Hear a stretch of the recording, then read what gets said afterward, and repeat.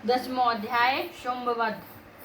मैं मस्तक पर अर्जुन का मुख धारण करने वाली शिव शक्ति स्वरूपा भगवती कामेश्वरी का हृदय में चिंतन करती हूँ। वे तपाए स्वर्ण के समान सुंदर हैं। सूर्य, चंद्रमा और अग्नि, ये ही 3 दिन के नेत्र हैं तथा वे अपने मनोहर हाथों में धनुष, बाण, अंकुश, पाश और शूल धारण किए हुए हैं। ऋषि कहते, राजन, अपने प्राणों के समान प्यारे भाई निशुंभ को मारा गया देख तथा सारी सेना का संहार होता जान शुंभ ने कुपित होकर कहा, दुष्ट दुर्गे, तू बल के अपमान में आकर झूठ मूठ का घमंड न दिखा, तू बड़ी माननी बनी हुई है किंतु दूसरी स्त्रियों का सहारा लेकर लड़ती है। देवी बोली, ओ दुष्ट, मैं अकेली ही हूँ, इस संसार में मेरे सिवा दूसरी कौन है? देखिए, मेरी ही विभूतियां अतः मुझ में प्रवेश कर रही हैं। तदनंतर ब्रह्माणी आदि समस्त देवियां अंबिका देवी के शरीर में लीन हो गई और उस समय केवल अंबिका देवी ही रह गई।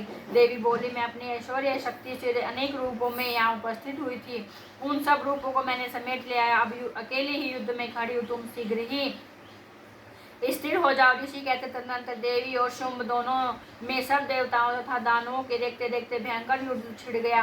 वाणों की वर्षा तथा तीखे शस्त्रों एवं दारुण अस्त्रों के प्रहार के कारण देवताओं उन दोनों का युद्ध सब लोगों के लिए बड़ा भयानक प्रतीत हुआ। उस समय अंबिका देवी ने जो सैकड़ों दिव्य अस्त्र छोड़े वे उन्हें दैत्यराज शुंभ ने उन्हें के निवारक अस्त्र द्वारा काट डाला। इसी प्रकार शुंभ ने भी जो दिव्य अस्त्र चलाए उन्हें परमेश्वर ने भयंकर हुंकार शब्द के उच्चारण आदि द्वारा खिलवाड़े में ही नष्ट कर डाला। तब उस असुर ने सैकड़ों बाणों से देवी को आच्छादित कर दिया। यह देख क्रोध में भरी हुई उन देवी ने भी बाण मारकर उसका धनुष काट डाला। धनुष कट जाने पर फिर दैत्यराज ने शक्ति हाथ में ली, किंतु देवी ने चक्र से उसके हाथ की शक्ति को भी काट गिराया। तत्पश्चात दैत्यों के स्वामी शुंभ ने 100 चांद वाली चमकती ढाल और तलवार हाथ में ले उस समय देवी पर धावा किया। उसके आते ही चंडिका ने अपने धनुष से छोड़े हुए उस तीखे बाणों द्वारा उसकी सूर्य किरण के समान उज्जवल ढाल और तलवार को तुरंत ही काट गिराया। फिर उस दैत्य के घोड़े और सारथी मारे गए। धनुष तो पहले ही कट चुका था। अब उसने अंबिका को मारने के लिए उद्यत हो भयंकर मुदगर हाथ में लिया। उसे आते देख देवी ने अपने तीक्ष्ण बाणों से उसका मुदगर भी काट डाला। इस पर भी वह असुर मुक्का तान कर बड़े वेग से देवी की ओर झपटा। उस दैत्यराज ने देवी की छाती में एक मुक्का मारा, तब उस देवी ने भी उसकी छाती में एक चांटा जड़ दिया। देवी का थप्पड़ खाकर दैत्यराज शुंभ पृथ्वी पर गिर पड़ा, किंतु पुनः से ऐसा पूर्वतः उठकर खड़ा हो गया।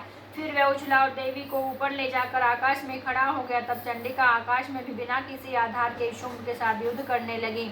उस समय दैत्य और चंडिका आकाश में एक दूसरे से लड़ने लगे। उनका यह युद्ध पहले सिद्ध और मुनियों को विस्मय में डालने वाला हुआ। फिर अंबिका ने शुंभ के साथ बहुत देर तक युद्ध करने के पश्चात उसे उठाकर घुमाए पृथ्वी पर पटक दिया। पटके जाने पर पृथ्वी पर आने के बाद वह दुष्ट आत्मा दैत्य पुनः चंडिका का वध करने के लिए उसके ओर बड़े वेग से दौड़ा।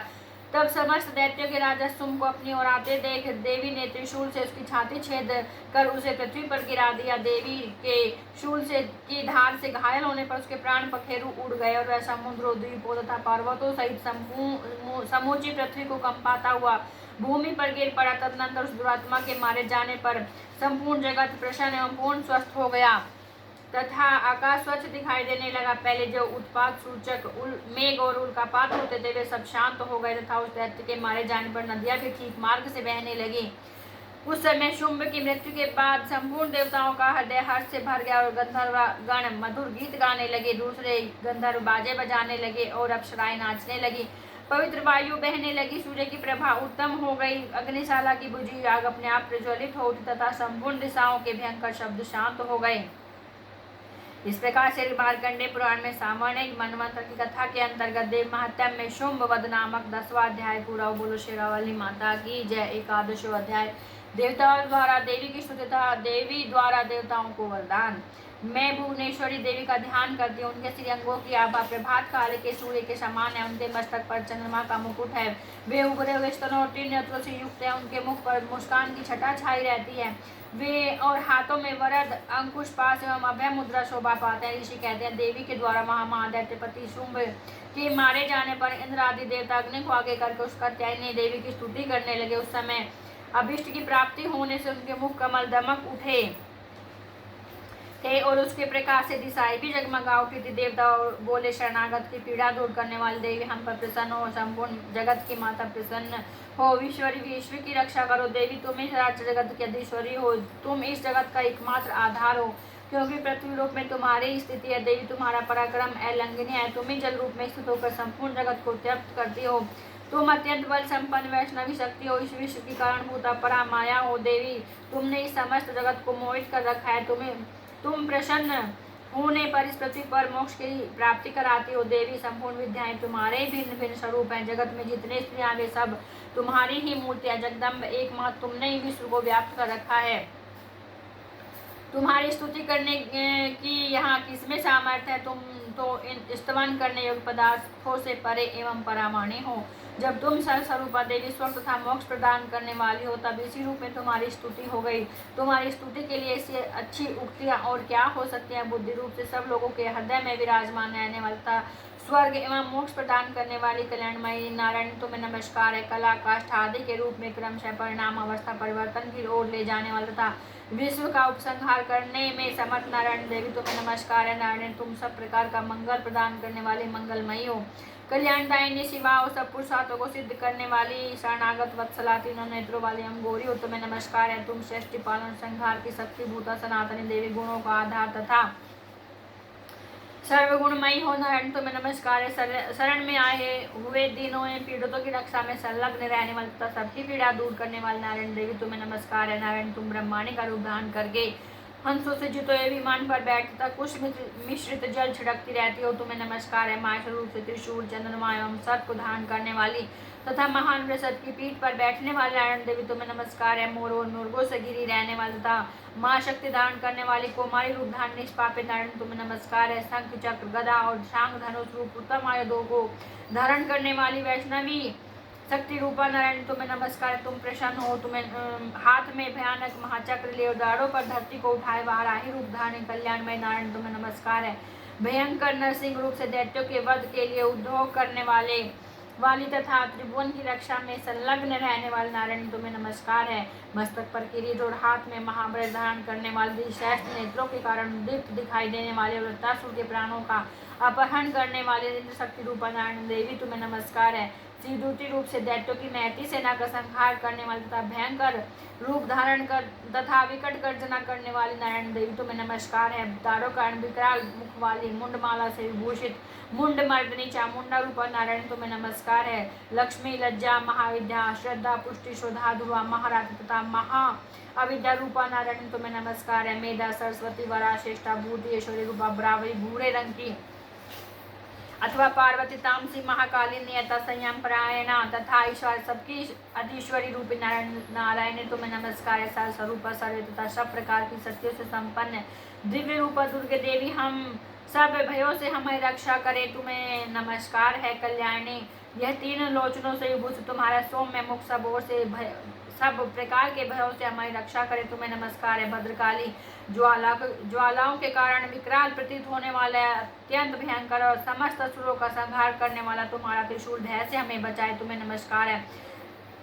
देवी जो अपनी ध्वनि से संपूर्ण जगत को व्याप्त करके दैत्यों के तेज नष्ट किए जाता है, वह तुम्हारा घंटा हम लोगों की पापों से उसी प्रकार रक्षा करे जैसे माता अपने पुत्रों की बुरे कर्मों से रक्षा करती है। चंडी के तुम्हारे हाथों में सुशोभित खड़ग जो अस्त्रों के रक्त और चर्बी से चर्चित हमारा मंगल करे हम तुम्हें नमस्कार करते हैं। देवी तुम प्रसन्न होने पर सब रोगों को नष्ट कर देती हो और कुपित होने पर मनोवांछित सभी कामनाओं का नाश कर देती हो। जो लोग तुम्हारी शरण में जा चुके हैं उन पर विपत्ति तो आती ही नहीं, तुम्हारे शरण में गए हुए मनुष्य दूसरों को शरण देने वाले हो जाते हैं। देवी अंबिके तुमने अपने स्वरूप को अनेक भागों में विभक्त करके नाना प्रकार के रूपों से जो इस समय इन धर्मद्रोही महादैत्यों का संहार किया है वह सब दूसरी कौन कर सकती थी। विद्याओं में ज्ञान को प्रकाशित करने वाले शास्त्रों में तथा आदिवाक्यों वेदों में तुम्हारा रे सिवा और किसका वर्णन है तथा तुमको छोड़कर दूसरी कौन ऐसी शक्ति है जो इस विश्व को अज्ञान में घोर अंधकार से परिपूर्ण ममता रूपी गड्ढे में निरंतर भटका रही हो।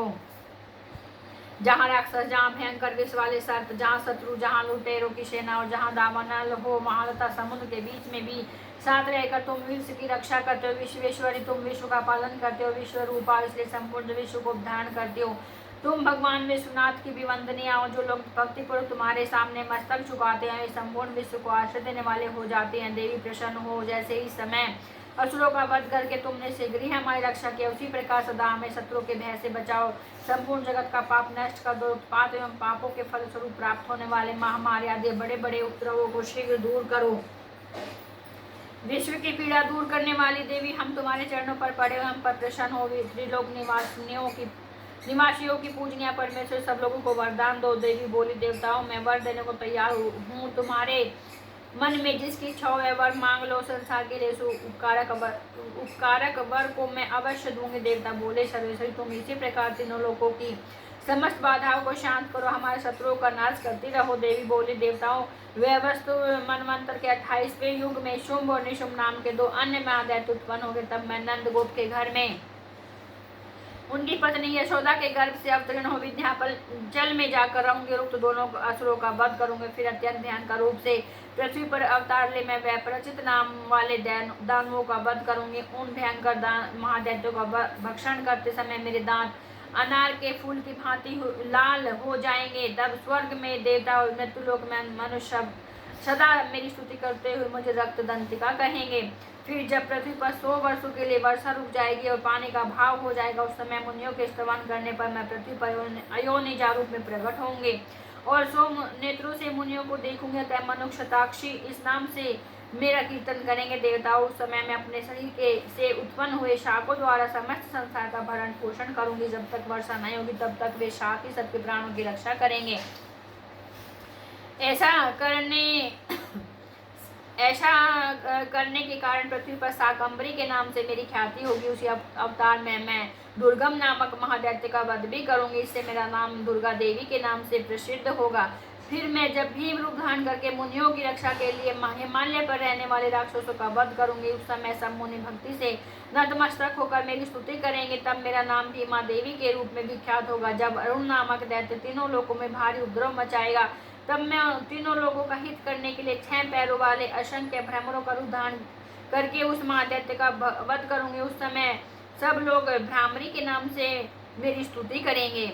इस प्रकार जब जब संसार में दानवी बाधा उपस्थित होगी, तब तब मैं अवतार लेकर शत्रुओं का संहार करूंगी। इस प्रकार श्री मार्कंडेय पुराण में सामान्य मनवंतर की कथा के अंतर्गत मातम में देवी स्तुति नामक 11वां अध्याय पूरा हुआ। बोलो शेरावाली माता की जय। 12वां अध्याय देवी चरित्र के पाठ का महात्म्य। मैं 3 नेत्रों वाली दुर्गा देवी का ध्यान करती हूँ। उनके श्रीअंगों की प्रभा बिजली के समान है। वे सिंह के कंधे पर बैठी हुई भयंकर प्रतीत होती हैं।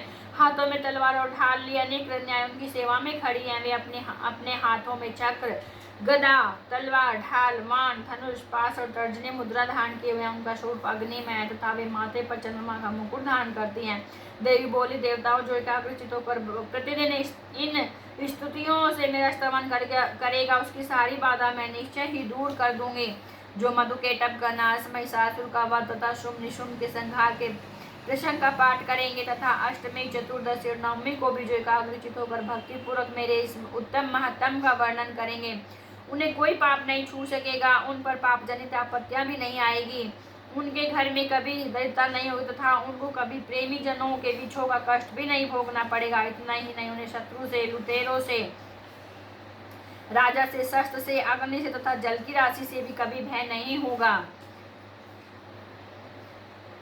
इसलिए सबको एकाग्रचित होकर भक्ति पूर्वक मेरे इस महात्म्य को सदा पढ़ना और सुनना चाहिए। यह परम कल्याण कारक है। मेरा महात्म्य महामारी आदि जनित समस्त उपद्रवों एवं आध्यात्मिक आदि तीनों प्रकार के उत्पातों को शांत करने वाला है। मेरे जिस मंदिर में प्रतिदिन विधि पूर्वक मेरे इस महात्म्य का पाठ किया जाता है, उस स्थान को मैं कभी नहीं छोड़ती। वहाँ मेरा सदा ही सन्निधान बना रहता है। बलिदान, पूजा, होम तथा महोत्सव के अवसरों पर मेरे इस का पूरा पाठ श्रवण करना चाहिए। ऐसा करने पर मनुष्य विधि को जानकर या बिना जाने भी मेरे लिए जो बलि, पूजा या होम आदि करेगा, उसे मैं बड़ी प्रसन्नता के साथ ग्रहण करूंगी। शरद काल में जो वार्षिक महापूजा की जाती है, उस अवसर पर जो मेरे इस महात्म्य को भक्तिपूर्वक सुनेगा, वह मनुष्य मेरे प्रसाद से सब बाधाओं से मुक्त तथा धन, धान्य आदि पुत्र से संपन्न होगा। इसमें तनिक भी संदेह नहीं है। जो मेरे इस महात्म्य, मेरे प्रादुर्भाव की सुंदर कथा तथा युद्ध में किए हुए मेरे पराक्रम सुनने से मनुष्य निर्भय हो जाता है।